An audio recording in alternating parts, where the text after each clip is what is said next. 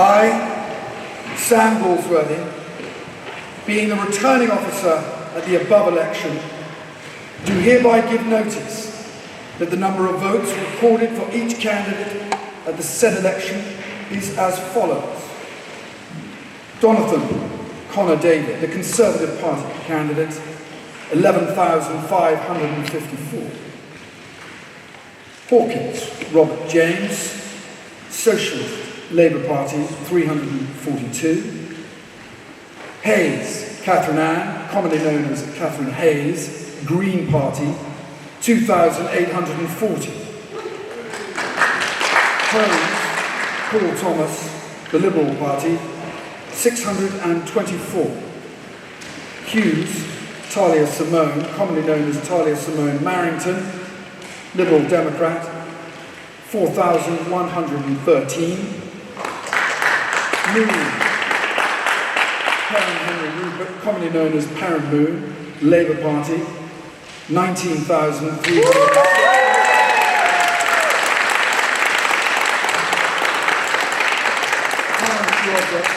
Reform gain 8,952.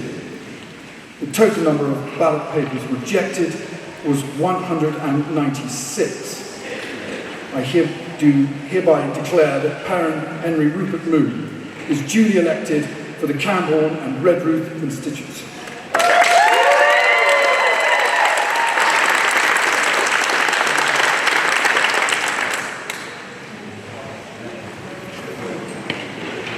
I would like to thank the returning officer, the counting and security staff, and of course the other candidates. I'd also like to thank my agent Matthew, organiser Jacob, Sue, Mike and Robert, and the remarkable team of activists in Camborne, Redruth and Hale. Tonight, from Scotland, through England and Wales, and here in Cornwall, a new wave of red is sweeping over the country. A wave of hope and optimism and change. We're turning the page on 14 years of Conservative chaos and misery. Here in Cornwall, this evening, a new Cornish red wall has been established.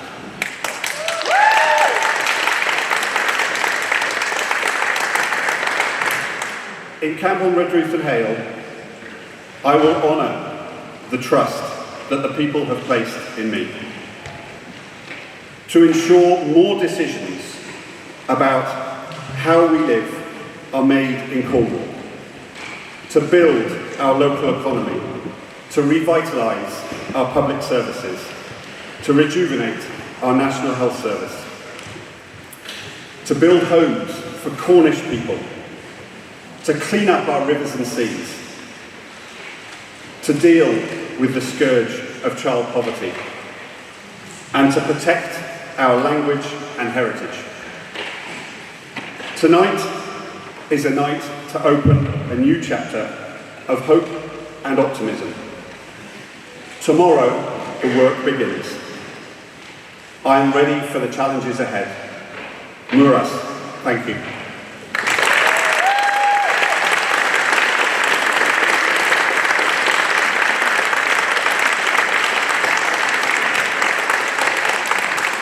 So here in Camborne, Redruth and Hale, we've had a very fair election. The candidates have supported each other actually through the process. It's been quite a comradely campaign. Despite what's going on nationally and noises off, the candidates here have been very fair with each other. On the doorstep, we knew that things were going well for us.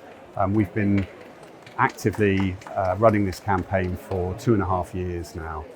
We've talked to thousands and thousands and thousands of residents, and so we knew that we were in with a good chance. Okay, so what is your first job for you to do from start of your time as an MP? Well, what I'd be really keen to do is to speak to members of the Cabinet, specifically charged with the areas that are the priorities for Camborne, Redruth and Hale. So in areas such as housing, child poverty, NHS and social care, areas such as the environment, and really getting to grips with the sewage scandal, cost of living crisis. We have a very, very broad range of challenges within Camborne, Redruth and Hale. The work's got to start immediately. Have you had any discussions about any possible, getting higher up the ladder? I know you're only just starting, but have you got ambitions to? At this stage, I mean, we've just won the election. All we were focused on is winning the election. This is the first time there has ever been a Labour candidate winning to become the MP in Camborne, Redruth and Hale. So previously we have had a Labour MP, but then that was with Camborne and Falmouth. We are hopefully on the cusp of something really quite special this evening. In the politics of Cornish, in the history of Cornish politics, we have never had more than one Labour MP elected on the same night in Cornwall. We're hopeful that we're going to make some history this evening. And is it an interest of yours to get Keir Starmer down here quickly to look at some of the things that you want to campaign for as an MP? Well, we've already had several previously shadow cabinet ministers visit us in Cornwall over the last 4 months, really. We've had a whole range of shadow cabinet ministers. It will be up to them when they come down. Obviously, they'll be welcome, and it would be lovely to have them down as soon as we possibly can. But there's probably going to be over 400 other constituencies who will be wanting senior members of the Cabinet to come visit. And finally, any message to all the people who voted and maybe those who didn't, but to your constituency? So it's really important for me to stress that I will be an MP for all the residents of Camborne, Redruth and Hale, regardless of who they voted for, and for those that didn't vote. And I made it very clear on the doorstep that if I'm elected, I will serve everybody, regardless of how they voted or whether they voted at all. It's absolutely crucial now that as our community, we need to come together and work together across the political divide to ensure that we're delivering on the priorities of Camborne, Redruth and Hale.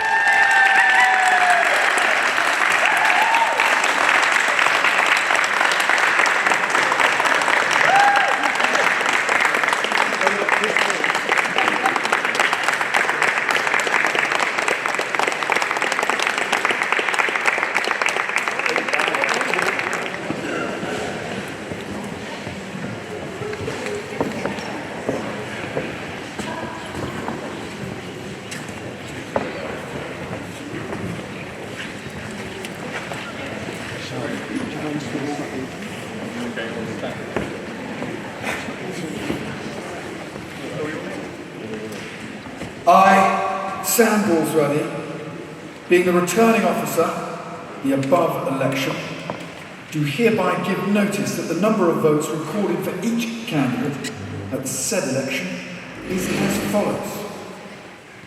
Ali Filson, Labour Party, 2,788.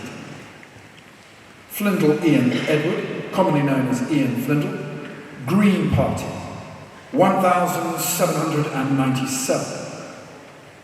George Andrew Henry, commonly known as Andrew George, Liberal Democrats, 25,033. Harris John Richard, the Common People, 91. Leighton David Charles, commonly known as David Leighton, Independent, 360. Mortimer Gian, Reform UK, 6,492. Nicholson Paul William Leonard, commonly known as Paul Nicholson, the Liberal Party, 187. Saunders Jason William John, commonly known as Jason Saunders, the UK Independence Party, 111. Thomas Derrick, The Conservative Party candidate, 11,247. The number of ballot papers rejected was 150. And I do hereby declare that Andrew Henry George is duly elected for the St Ives constituency.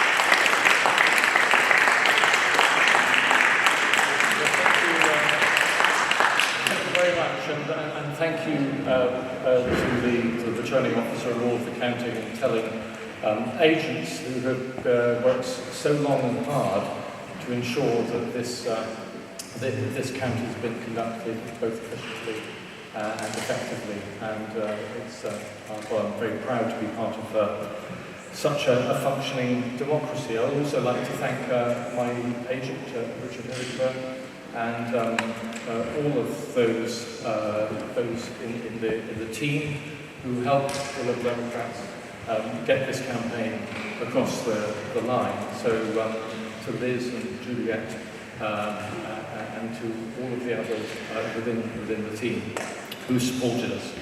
And also to the voters of this St constituency. It is indeed extremely humbling. And for myself, being born and brought up in the area, it's always been a source of enormous pride and inspiration to, in the past, have the privilege of being able to represent such wonderful communities and wonderful and inspiring people. Nationally, of course, we have some serious issues to deal with, and from restoring our NHS to combating and tackling housing injustice, restoring nature and combating climate change, from combating the widening inequality in our society, and so many other matters which need to be addressed across our nation, restoring our reputation in the world and re-establishing decency, integrity, kindness and honesty at the centre of our politics in this country. There's a tremendous amount to be done. So on top of that, it will be an honour for me to be a voice for the area I know so well and love, and to make sure that voice is heard in the corridors of power, and to be a voice for those who have been dealt an unfair hand in life, and to combat those injustices and to fight for a fair deal for our area. My commiserations to the other candidates, and especially to Derek. As I found, life in Civvy Street is a much nicer place, and I know how difficult and crestfalling it can be to face defeat when you've been an incumbent. So my sympathies to Derek at this time, and I wish you well. And my thanks to all of the other candidates and to all of the other teams fighting this election. Thank you very much. From here we go forward, and we have to fight for this area, and I'm proud and very pleased to do so. Thank you very much.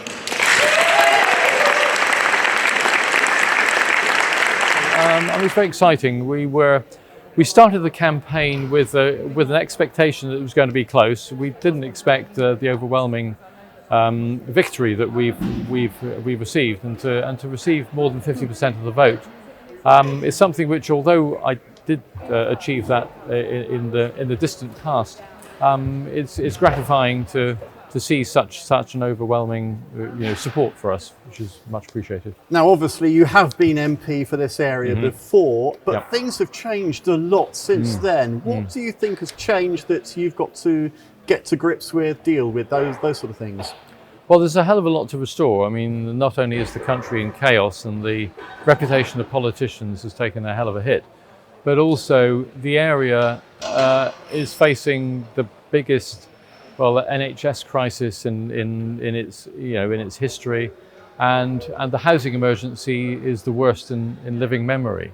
So those kind of issues really do need to be urgently and very substantially addressed, and there's a very significant amount of work to be done to try and turn things around.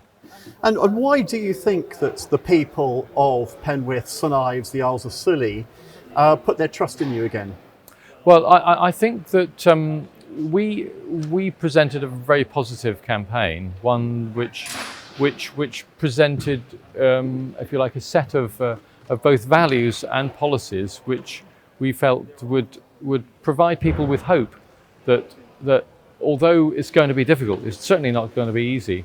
That we could address the serious problems which the local area faces, and indeed the country faces, and I think that the people want hope. They don't want to be simply reminded of the appalling record of the previous government and the chaos and the need for restoration. They want to know how it's going to be restored. Finally, any words to give the people who voted, and maybe just the whole people in the constituency? Well, all I can say is that I've knocked on thousands of doors and I've spoken to thousands of people, and what I found is people who are intelligent, engaged, inspiring, and I feel energized by the people I've met, and also the needs and the desperate needs of the people that I've met, and their passion for a better world, and that I will take the sum of all that with me to Parliament, and that will provide the inspiration I need to go forward. I've had the brilliant opportunity to represent in the area of West Camborne and Scilly for 9 years. It's been a challenge, but it's been an absolute privilege, an extraordinary journey. It's come to an end. When you sign up to this job, it's a democratic process, it comes to an end, and that's what's happened today. And that's what I respect. The people of West Camborne and Scilly. They've made a decision, and I am completely comfortable with that decision they've made. And in your time as MP, what's the thing you're proudest of doing? I think I've worked hard to try and give opportunities to young people in particular. There are lots of... When I became an MP, and certainly under a Labour government, we had the highest rate of young people not in education, employment or training. I've really worked hard to support businesses with apprenticeships, to support colleges to secure funds for investment, to support, to give young people the opportunity to know that actually there's lots of things they can do which they may not have considered. That's something that I will continue to do in whatever. I've always enjoyed supporting young people in that area, but also just listening to hearing people, their concerns, and then taking them to Westminster and getting changes so that we can help people, whoever they might be. What are your plans now? I have a plan for a day off with the family. But after that? I haven't been thinking about that. I've been working to try and win the seat. Okay, and so obviously Andrew George has been MP here before, but there must be some sort of tips that you've picked up that he might actually benefit from, There's no way. Parliament has changed massively in the last 9 years. There's no way I'm going to, for 1 minute, suggest that I can give Andrew George any tips. He was there for a long time. He knows exactly how to represent this area. And I really congratulate him and wish him well. The people of West Camborne and Scilly, we both know, Andrew and I, that they need a strong advocate in Westminster because it's easily forgotten. There are no MPs west of us. And so if there's something going on where we are, it's up to us to get that point made, such as funding for young people when they leave Isle of Scilly at age 16. It's things like that only this constituency can really understand and battle. And so I wish Andrew George well, and I know that he'll always put West Camborne and Scilly first.